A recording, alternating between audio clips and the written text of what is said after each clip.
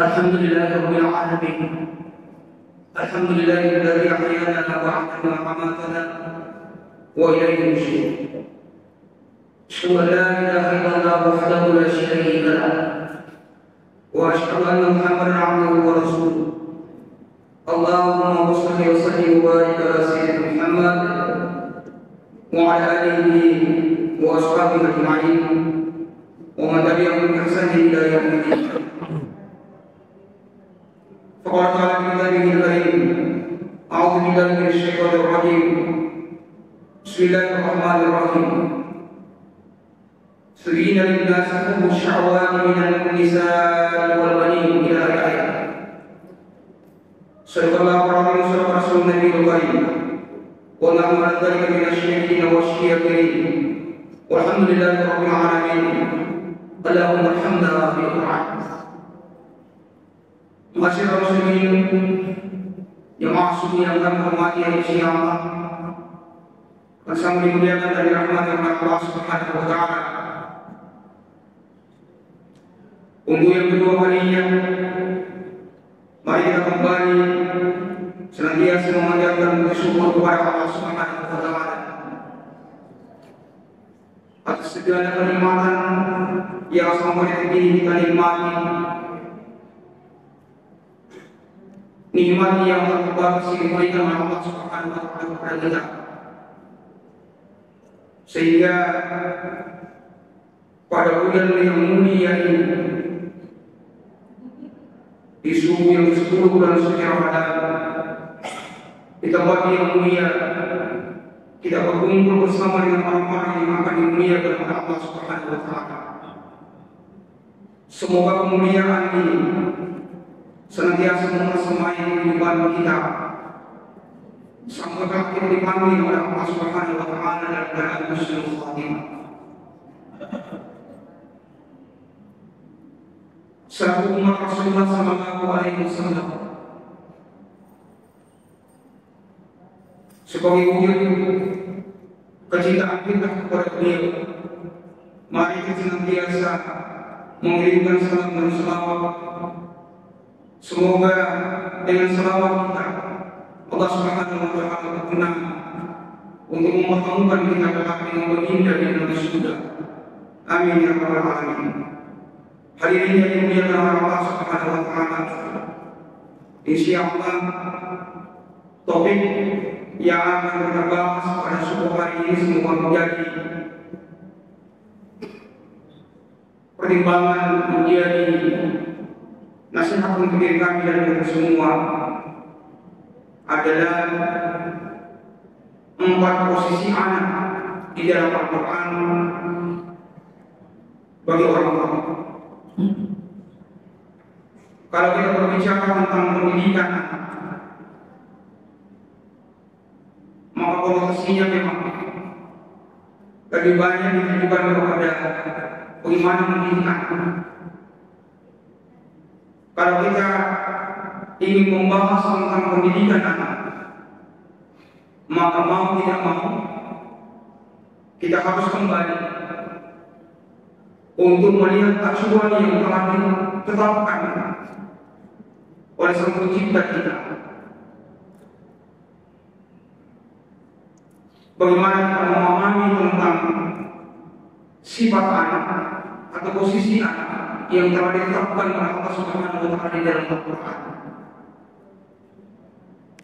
Insyaallah kalau kita memahami tentang posisi atau karakter anak yang ditetapkan oleh Allah dalam Al-Quran, maka akan memudahkan kita untuk mengarahkan dan mendidik generasi ini, mendidik anak yang dilahirkan oleh istri kita yang kita miliki, sehingga mereka memiliki komitmen yang kuat terhadap agama ini. Mereka memiliki komitmen yang kuat untuk menjaga dan memuliakan sunnah Rasulullah sallallahu alaihi wasallam. Mereka menjadi haris Islam. Mereka menjadi penjaga Islam yang terpercaya. Oleh karena itu hadirnya dimuliakan oleh Allah di dalam Al-Quran, Allah Subhanahu wa Ta'ala menyebutkan 4 karakter atau 4 posisi anak itu terhadap orang tuanya. Posisi yang pertama disebutkan oleh Allah Subhanahu wa Ta'ala anak sebagai perhiasan dunia. Paling tidak ada 2 ayat yang berbicara tentang itu. Yang pertama pada Quran surat yang ketiga ayat yang ke-14, Quran surat Al-Imran. Allah Subhanahu wa Ta'ala menyebutkan Zuyyina lin-nasi hubbu syahawati minan nisa'i wal banin. Bahwa sesungguhnya Allah Subhanahu wa Ta'ala menjadikan perhiasan dunia itu istri, perempuan, kemudian anak. Ayat yang kedua ada dalam Quran surat Al-Kahfi ayat yang ke-46. Al-malu wal banuna zinatul hayatid dunya. Harta dan anak-anak adalah perhiasan kehidupan dunia. Yang namanya perhiasan yang dimuliakan oleh Allah Subhanahu wa Ta'ala, sesuatu yang membuat orang itu senang. Belum pernah ditemukan ada ibu-ibu yang penuh kalung di lehernya, kemudian di lengannya juga penuh dengan gelang, dijadi-jadi dengan cincin emas, lalu kemudian terlihat sedih. Tidak. Bahkan dengan bangganya kemudian memperkenalkan dirinya, menyebutkan yang di lehernya sekian puluh gram, yang di lengannya sekian puluh gram, cincinnya kemudian sekian puluh gram. Dengan bangganya, itulah perhiasan. Anak-anak juga demikian, memimpin dimuliakan Allah Subhanahu wa Ta'ala. Kita temukan orang tua bangga, senantiasa bangga menceritakan tentang kebaikan-kebaikan anaknya. Diceritakan pentingnya anaknya, diceritakan tentang prestasi anaknya. Berulang-ulang diceritakan bahkan ratusan kali. Dan dia tidak sadari kalau ternyata cerita itu sudah diulang sampai ratusan kali. Saking indahnya perhiasan ini. Bapak Ibu yang dimuliakan oleh Allah, betapa banyak orang tua kita tidak pernah melihat ada orang seorang ayah yang sedih. Ditanya soal teman, Bapak kenapa sedih? Iya, saya sedih karena anak saya lebih ganteng daripada saya. Dia akan bangga kemudian melahirkan anak yang ganteng, anak yang cantik. Tapi begitu perhiasan dunia, dan itu disebutkan oleh Allah bahwa mereka adalah anak-anak kita itu adalah termasuk dari perhiasan dunia. Sebagaimana harta perhiasan dunia, perempuan atau istri itu adalah perhiasan dunia. Bapak Ibu yang dimuliakan oleh Allah, jangan sampai kebahagiaan kita hanya terbatas pada bagaimana membanggakan perhiasan dunia itu sampai di dunia. Ingat, ternyata perhiasan dunia ini, jemaah yang terhormati, kalau kita lihat di dalam hadis Nabi Sallallahu Alaihi Wasallam, ketika berbicara tentang yang mengantarkan jenazah kita ke kuburan, diantar oleh perhiasan dunia, itu. Kata Nabi, mayat itu diantar oleh 3 hal ke kuburan. Yang pertama diantar oleh keluarganya, ahlu, itu perhiasan dunia. Waman, harta, perhiasan dunia. Uang dan amal. Nabi mengatakan, kalian biiznani akan kembali yang kalian biiznani. Siapa yang kembali? Perhiasan dunia yang kembali. Harta kembali, anak-anak kembali, keluarga kembali. Maka jangan sampai kebahagiaan kita terkait dengan perhiasan dunia itu hanya ada sampai di dunia. yang harus kita pahami bersama, dunia ini ibarat kita orang transit. Sementara ada di ruang tunggu yang namanya orang transit, dan selama ada di ruang tunggu tidak mungkin lama.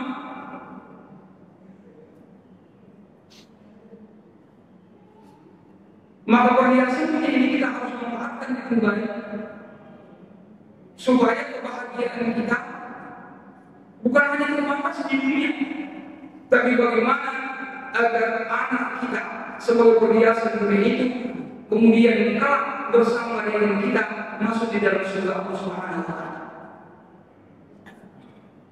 Maka di dunia kita banggakan mereka. Setelah kita meninggal dunia dan kelak di hadapan Allah Subhanahu wa Ta'ala, kita pun banggakan mereka. Maka kita diingatkan oleh Allah dalam Al-Quran, ya ayyuhalladzina amanu qu anfusakum wa ahlikum nar. Banyak orang tua yang betul kita akan menyaksikan menjadikan anaknya sebagai perhiasan dunia, sebatas perhiasan dunia. Mereka mengarahkan sebuah cara mereka, daya upaya mereka untuk membuat anak itu bisa dibanggakan. Prestasi dunia kemudian semua ada di tangannya. Dan itu dicerita kemana-mana, itu dibanggakan dan dicerita oleh banyak orang. Oh itu bapaknya, anaknya, mamanya yang itu bapak punya anak, semua lulusan dari luar negeri. Ini kerja ini, perhiasan dunia. Tapi para ulama kita mengatakan, kalau ada orang tua yang berhasil menjadikan anaknya untuk mencapai semua kesuksesan dunia, tapi gagal mendekatkan anaknya kepada Allah Subhanahu wa Ta'ala, semua gelar dunia ada pada dirinya, semua tempat-tempat di dunia sudah didatangi, tapi dia tidak pernah muncul di masjid, maka itu disebut orang tua yang gagal dalam menjaga perhiasan.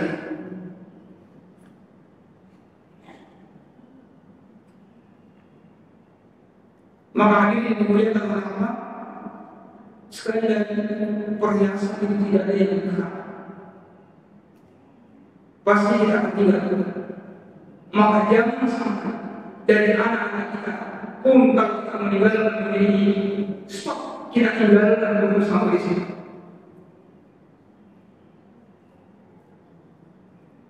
Yang kita harapkan adalah walaupun kita sudah tidak sebagai perhiasan dunia, kita akan tetap mendapatkan akibat dari bagaimana kita memperlakukan mereka. Ketika kita sudah tidak ada, mereka akan tetap berbuat yang terbaik untuk diri kita, berbuat terbaik untuk dirinya.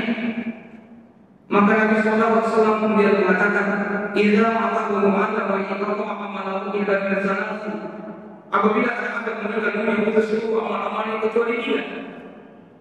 Salah satu amalan yang tidak pernah putus itu adalah perhiasan dunia ini. Kalau kita manfaatkan dengan baik, maka dia tidak akan pernah putus. Siapa dia? Allah yang soleh ilmu, meninggalkan anak soleh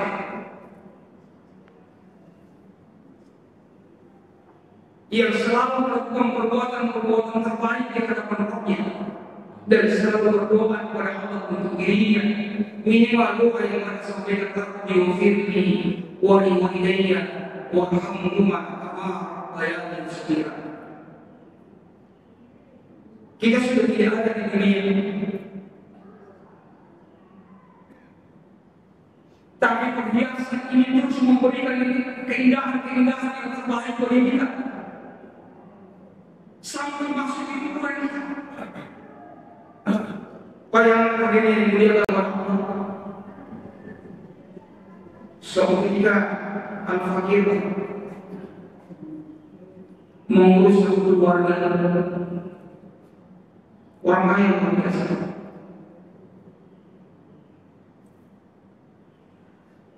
Saya memandikan, setelah saya uruskan semua kain kapannya, saya mandikan, saya bilang, ada keluarga yang bisa membantu saya untuk memandikan beliau. Semua keluarga mengatakan, kita usah ya Ustaz. Walaupun saya tetap bersangka bahwa ini mereka tidak tahu. Tapi kan dalam Islam harusnya ketika orang tua meninggal dunia, mulai dari proses sekarat, sebaiknya dalam Islam yang ada di samping orang yang sekarat itu untuk membimbing orang yang sekarat adalah keluarga terdekat kalau ada anak-anak. Tapi mohon saat ini hari ini dimuliakan oleh Allah kalau kita menyaksikan keadaan itu luar biasa juga. Coba perhatikan dengan baik kalau masuk di rumah sakit di ruang-ruang yang penuh dengan orang yang sekarat. Ternyata yang ada di samping orang yang sekarat untuk membimbing orang yang sakit itu sangat sedikit keluarga. Suara-suara mengaji yang kita dengarkan itu bukan dari keluarga, tapi suara mengaji yang kita dengarkan itu adalah suara dari HP yang diputar di samping telinga orang yang sekarat. Padahal kita diajari oleh Nabi, ajaran orang yang sekarang didengarkan dia dengan la ilaha illallah, bukan putarkan nomor di antara kalian orang yang sekarang. Begitu kita meninggal dunia, yang terbaik mengurus kita itu mengurus memandikan kita seperti itu oleh keluarga terdekat, anak-anak kepada. Tapi ini tidak, kita mustahil. Kami urus sambil mungkin kita sholat, saya tidak tahu apakah ada anaknya atau apa. Yang jelas beliau punya 4 orang anak. Setelah dari ukuran saya tahu dari sendiri 4 orang anak. Tadi dia dimuliakan oleh Allah, 3 laki-laki 1 perempuan. Berarti dari anak saya ada 4 orang laki-laki yang bisa mengurus jenazahnya beliau. Jenazahnya. Tapi ternyata tidak ada yang mengurus. Nah, dari sukses itu luar biasa. Bayangkan kalau saking suksesnya, anak-anaknya yang melakukan semua membantu rumah tangga untuk orang tuanya, bapaknya punya mobil, bahwa ini yang dimuliakan oleh Allah diberikan. Ada mobil yang kami pakai kebetulan itu diceritakan oleh supirnya, Ustaz ternyata gampang sekali kalau Allah mau mengambil sesuatu dari kita. Saya kenapa? Nah, dia coba perhatikan almarhum dari orang pakai ambulans kita di belakangnya, mobilnya ini belum cukup 1 tahun diberikan sama anak. Apa? Padahal beliau punya mobil, dia bilang ada 2 mobil yang saya kasih ganti kalau saya antar beliau. Ada dokumen, ada dia. Apa ternyata tinggal bahwa ini dimuliakan oleh Allah. Ternyata begini, anaknya berhasil, tapi ternyata kita tidak menemukan anaknya kemudian bagaimana mengurus orang tuanya. Dan kami khawatir kalau ini dimuliakan oleh Allah, jangan sampai pada saat sudah menjadi orang tua, anak-anak yang sudah banyak yang tidak ingat kepada kita, datang ke nasihat ini berputar 1 kali dan 1 tahun kalau Idul Fitri, itu datang ke kuburan bukan datang ke waktu, tapi datang ke kuburan hanya sekedar untuk memperbarui statusnya di atas kuburan, panggil orang lain kemudian mendoakan kita. Hadirin yang dimuliakan Allah, yang sampai seperti tadi, kita hanya sampai pada perhiasan ini. Yang kedua, di dalam Al-Quran, posisi anak yang kedua itu adalah anak yang disebutkan oleh Allah Subhanahu Wa Taala sebagai musuh bagi orang tua. Sesungguhnya istri kamu dan anak-anak kamu itu adalah musuh. Dan kita bisa temukan dalam kehidupan kita. Ada anak yang betul-betul jadi musuh bagi orang tua. Ada anak yang tega membunuh orang tua. Ada anak yang tega menempeli bawahnya hanya karena tidak diberi kemohonan. Ini musuh. Dan disebutkan oleh Allah Subhanahu Wa Taala. Mungkin pertanyaan kita, kenapa ada anak yang bisa jadi musuh bagi orang tua?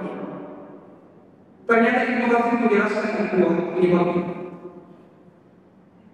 Yang pertama, kenapa ada orang tua anak yang menjadi musuh bagi orang tuanya? Yang pertama adalah boleh jadi itu adalah ujian yang diberikan oleh Allah Subhanahu wa taala kepada orang tua itu.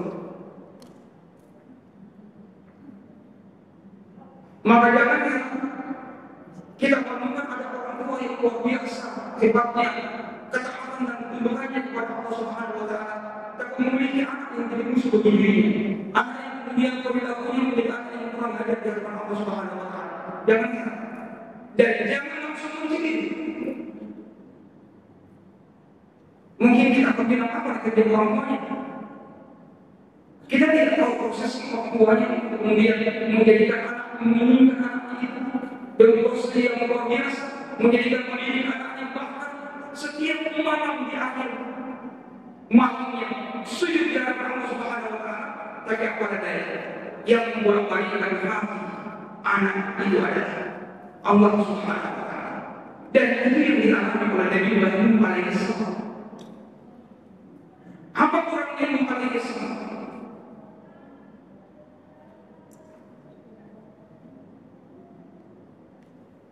Bukan orang dalam pendidikan. Nuh alaihissalam orang yang sudah maksimal dalam pendidikan. Beliau adalah laki-laki seorang yang pernah diceritakan hadir di muka bumi ini, yang masyarakat diceritakan yang sama melewati lorong-lorong waktu yang luar biasa panjang sampai kemudian diabadikan namanya di dalam Al-Quran. Tapi ada anak yang namanya Kan'an menjadi musuh bagi beliau. Kenapa? Karena Allah ingin lihat apakah orang tua itu mencintai Allah ataukah pun mencintai anaknya. Jadi itu ujian. Itu penyebab yang pertama. Penyebab yang kedua kata Imam Ibnu Katsir ada karena kesalahan, murni kesalahan dari orang tua itu sendiri. Lari dalam mendidik mereka. Mohon maaf, Bapak Ibu yang dimuliakan oleh Allah Subhanahu wa taala. Saya sering mengilustrasikan anak-anak kita itu ada bayangan-bayangan kita. Kalau orang tuanya seperti bendanya, anaknya adalah bayangan, kita itu adalah bayangan. Maka Bapak Ibu yang dimuliakan oleh Allah, kalau bendanya lurus, maka insya Allah dia akan memiliki bayangan yang lurus. Tidak pernah ada ceritanya bayangannya bengkok sementara bendanya lurus. Yang pasti kalau anak-anak kita, kalau kita sebagai orang tuanya bendanya lurus, maka besar kemungkinan anak-anak kita pun kemudian akan ikut lurus. Tapi kalau kita bengkok, bendanya bengkok, Bapak Ibu yang dimuliakan oleh Allah, maka potensial anak-anak kita pun kemudian akan menjadi bengkok. Dan ini yang kemudian harus kita hati-hati.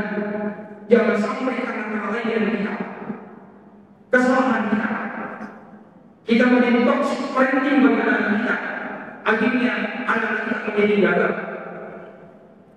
Maka sering saya sampaikan di mana-mana, Bapak Ibu akan kemudian bagi kita sebagai orang tua, jangan karena alasan kesibukan kita,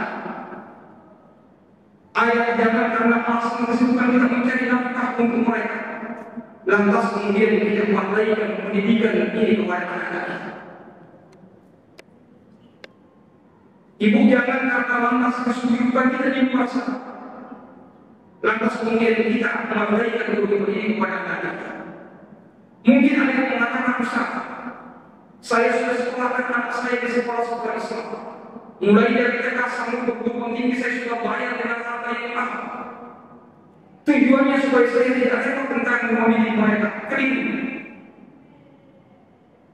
Yang dimintai pertanggungjawaban pertama nanti dari Allah Subhanahu wa taala tentang anak adalah kedua orang tuanya, bukan gurunya di sekolah.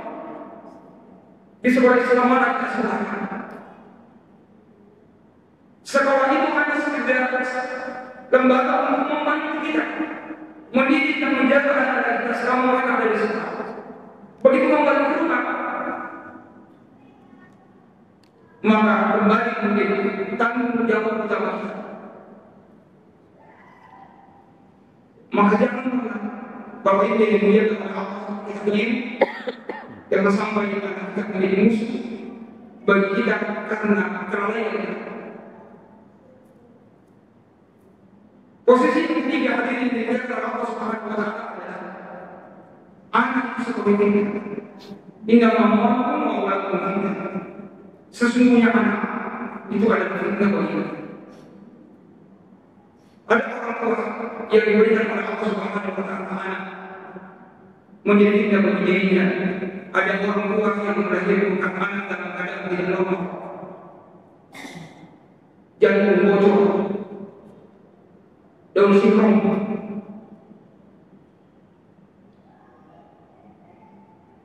bahkan ada orang tua yang punya anak usianya sampai 35 tahun, tapi perilakunya masih seperti anak usia 3 tahun. Ada, dan itu adalah ujian bagi orang tua yang harus dipahami bahwa ini dimuliakan oleh Allah.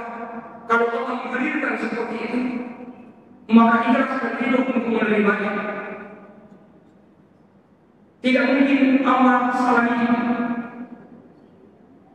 Yang pasti bahwa ini dimuliakan oleh Allah.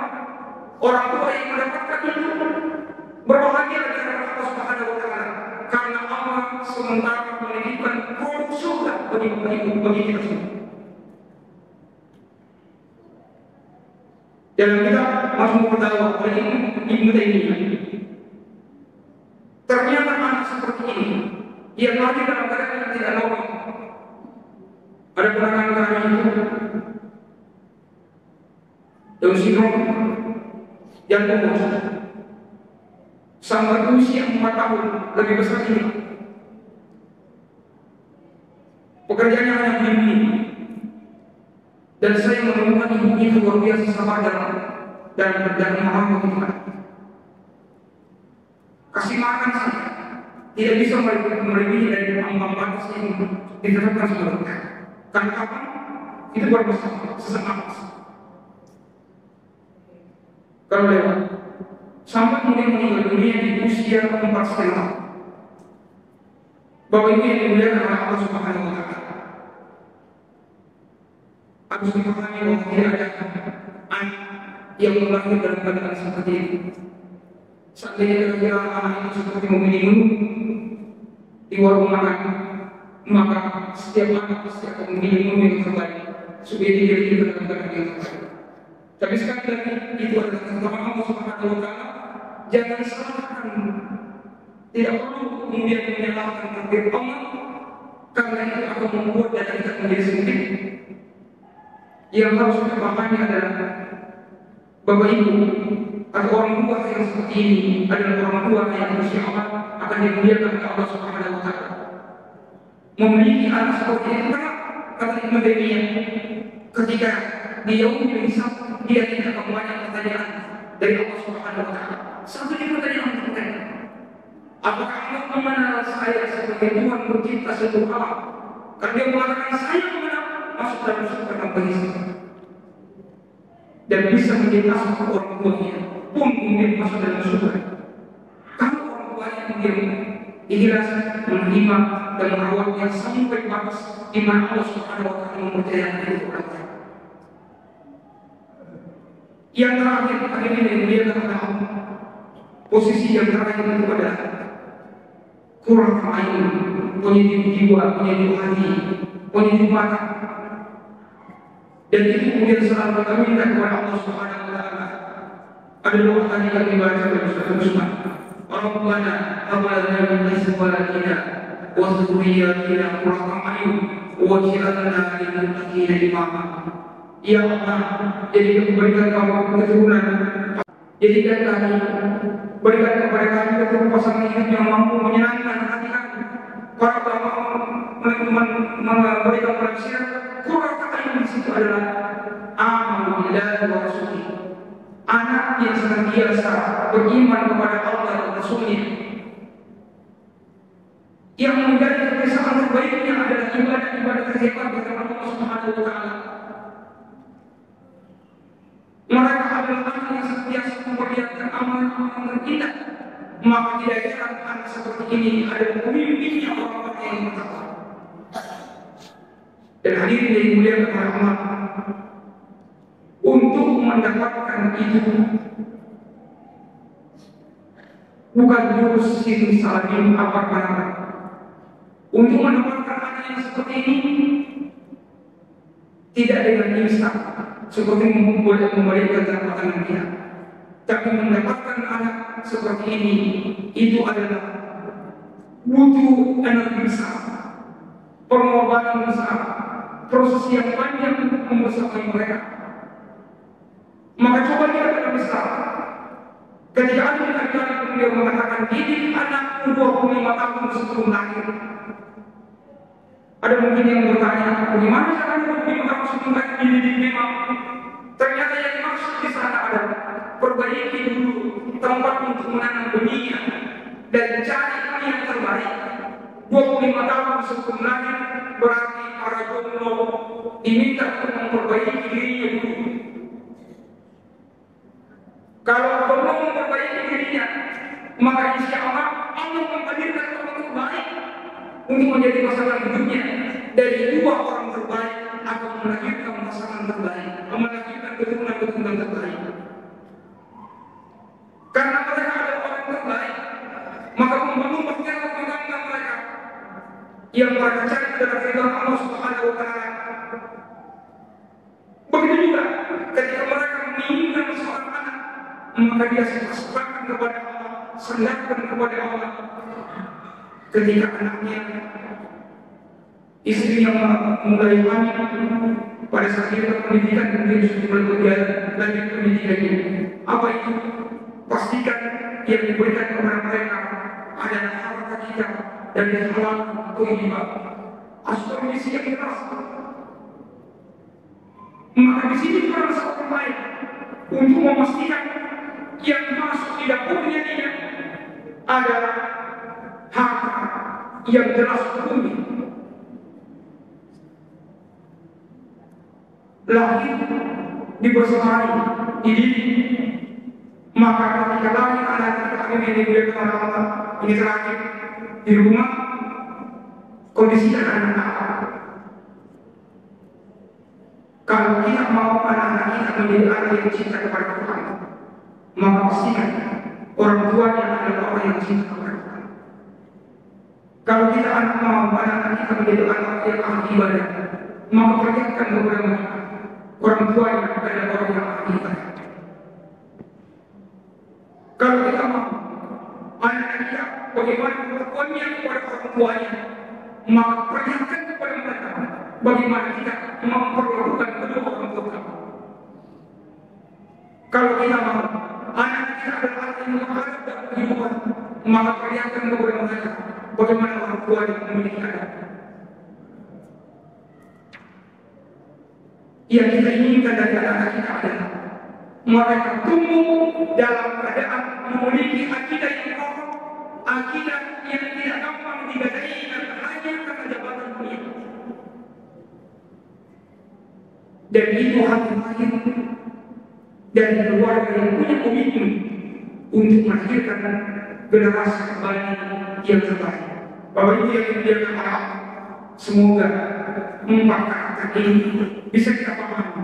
Dengan demikian insya Allah kita mampu untuk bisa mendidik anak-anak kita agar kita memiliki anak-anak yang punya komitmen besar terhadap agama ini, punya komitmen untuk menghidupkan sunnah Nabi Sallallahu Alaihi Wasallam yang ketika kita sudah berjumpa dengan Allah Subhanahu Wa Taala, Allah mengatakan masuklah engkau ke dalam surga bersama dengan istri-istrimu, bersama dengan seluruh keturunan engkau akan digerakkan karena ini. Demikian yang bisa kami sampaikan kepada Ibu yang dimuliakan oleh Allah. Mudah-mudahan manfaatnya. Terima kasih atas segala yang tidak berkenan. Mohon maaf atas segala yang tidak berkenan dan terima kasih atas segala perhatiannya.